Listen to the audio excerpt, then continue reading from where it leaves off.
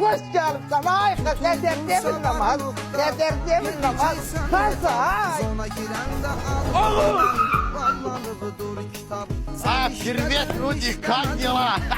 Nenem anne, nenem o vaxtı pensiyası bana telefon elədi, mən getdim Rusyete, tuzladım, varladım, mən heç vaxtsı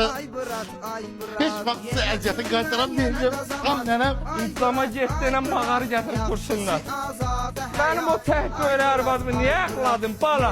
Что, арбаде, бабулецы, что говорите? Сейчас проблема başka. Это что, наколка, ты мне мозги делаешь? Возьми чеко, возьми чеко. А nənəm ana? Həyətə girəndə görmədi. Yox. Kes başın dalına bak görəsən. Dedim sürünmə, sürünə də get. Deyir nənəm buradan, nənəm buradan. Oy, nənə, ты что сделаешь здесь? Vay Hasan gelipsen falan. Hasan o maçını söndürüp ayaktan yufkam kardan da fırladı. Tam başım güzellendi.